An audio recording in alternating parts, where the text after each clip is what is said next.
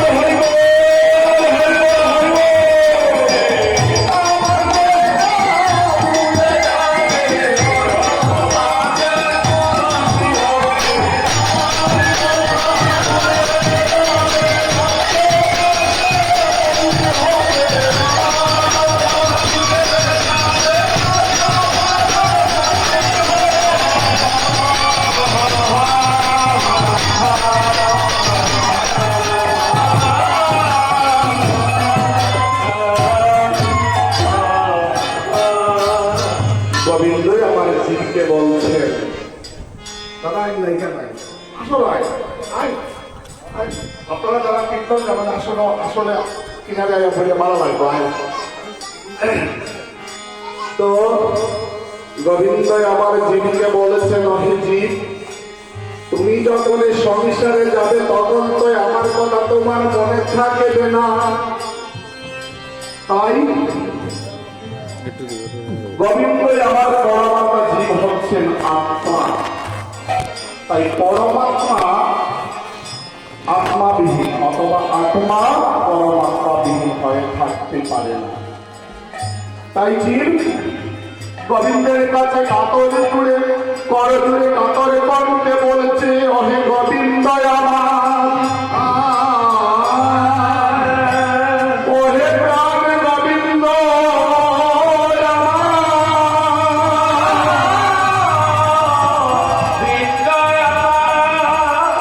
অভিপ্রাণ গোবিন্দ আমার। তাহলে আমি সংসারে যাব না, আমি তোমার চরণ আশ্রয় ছাড়া থাকতে পারবো না। তখন গোবিন্দ আমার বলছেন, হে জীব, এ তুমি কি বলছো? বিধির যে বিধান রয়েছে সেই বিধির বিধান অনুযায়ী 10 মাস 10 দিন পূর্ণ হলে শিশুকে সন্তানকে ভূমিষ্ঠ হতে হয়, নতুবা হয় মায়ের মৃত্যু হতে পারে। তাই গোবিন্দ আমার বলছেন, জীব তুমি যদি সংসারে না যাও তাহলে কি হবে জানো? মাতৃপদে অপরাধ হবে, বিপদে অপরাধ হবে।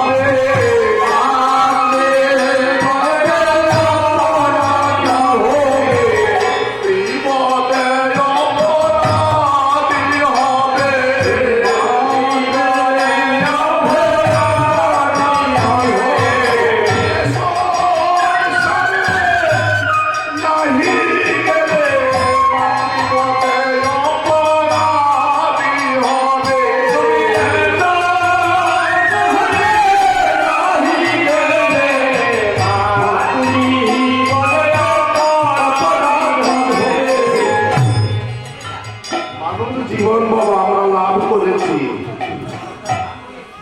অনেক জন্মের সাধনার পর তখন মানব জন্ম লাভ হয়।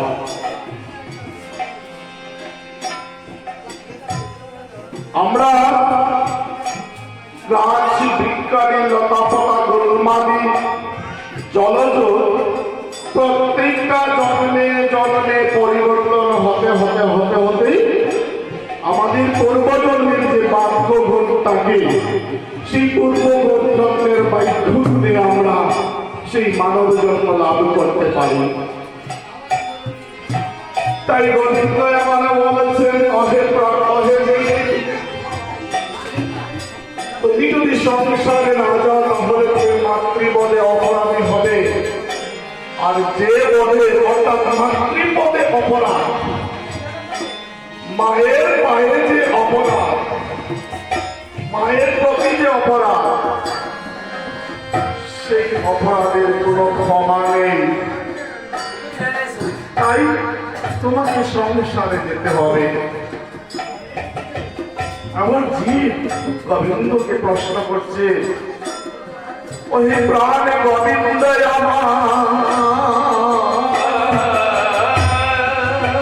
তাহলে আমার উপায় কি হবে গোবিন্দ আমার? গোবিন্দ তখন জীবকে বলেছেন, ওহে জীব তুমি চিন্তা করবে না, কেননা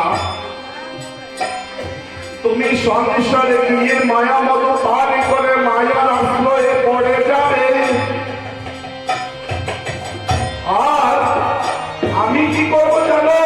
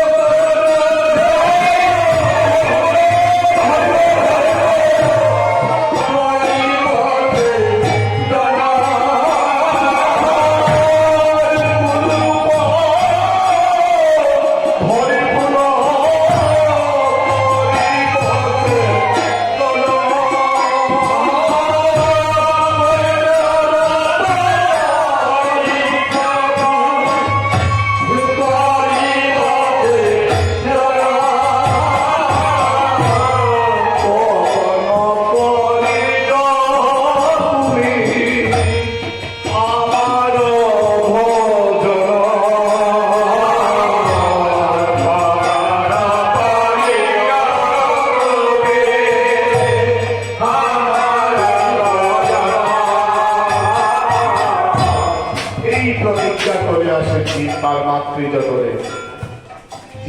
জীবকে যখন পাঠান তখন তিনি বলেছেন যে আমি গুরুরূপে যখন যাব তখন তুমি আমার ভজন করবে, কথা দিয়ে যাও। আর কিন্তু এই সংসারে সে মায়ামত পান করে, এই সংসারে এসে মায়ামত পান করে জীব সেই প্রতিজ্ঞার কথা ভুলে যায়। এই সংসারটা মধুময় বাবা, এই সংসারটা মধুময়, কিন্তু এই যে গোবিন্দ কিন্তু নেত্রী কাটা আমাদের জন্মের সঙ্গে সঙ্গে নেত্রী কাটা দিয়ে দিয়েছে। সেই নেত্রীর কাটার বীজ কিন্তু তখন প্রকট করে দিয়ে বিবেক বৈরাগ্য। তো মায়া মধু যখন পান করে তখন যদি বিবেক ধারা হয়ে যায়, যদি তার বৈরাগ্যতা মনে থাকে না, তখন কি হয়, সে মায়া মধুতেই ডুবে থাকে। বাবা দেখলেন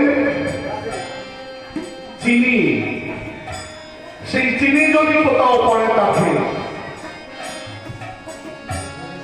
বা মধু বা গুড়, গুড় তো মিষ্টি, তো সেই গুড় যদি কোথাও পড়ে থাকে তখন পিঁপড়ে আসে সেটা খায়। তো একটু খেয়ে যদি চলে যায় তাহলে তার জীবনটা বেঁচে গেল, তার জীবনটা বিফলে গেল না। আর যদি ভাবে যে সেই মধু যখন বেশ ভালো লেগেছে তো এবার আবার না হয় আরেকটু খেয়ে যায়, না হয় আরেকটু খেয়ে যায়, এই পরে পরে যখন মধুতে গিয়ে ডুবে দিয়ে দেয় তখন বাবা মধুতে জড়িয়ে পড়ে, মধুতে একদম একাকার হয়ে যায়, আর ফিরে আসতে পারে না। তাই গুরুদেব বলছেন যে তুমি সময় কাটাতে চলে আসো,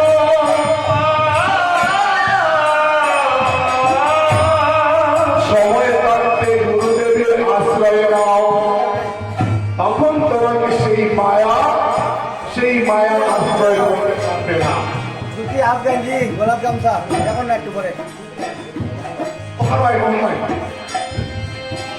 সেই মায়া আশ্রয় করবে। আমরা কীর্তন জগতের মানুষ যখন একজন আরেকজনকে দেখি সেই প্রাণের প্রাণ আমরা ছাড়তে পারি না, সেই মনের প্রাণে বলতে হবে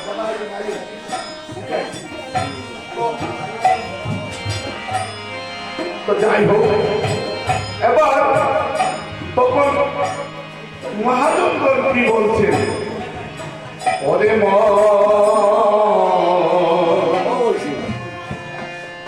গুরুর বদলে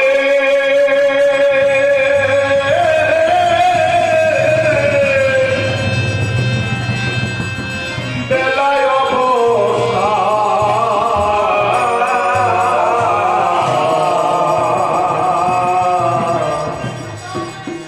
এক হলো না বদলে গুরু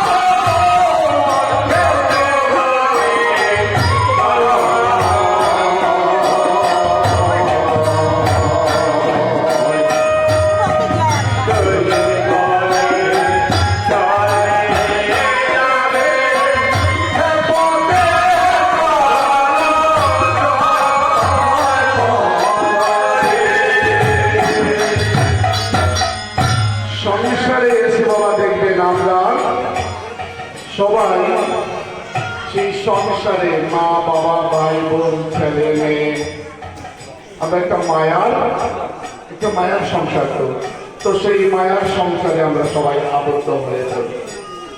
তাই মহাজন বলছেন যে এই ভাই বোন সবাই কিন্তু আসলে কি জানেন এই পৃথিবীটা একটা বিরাট রঙ্গমঞ্চ। ওটা করো দুইটা করো এই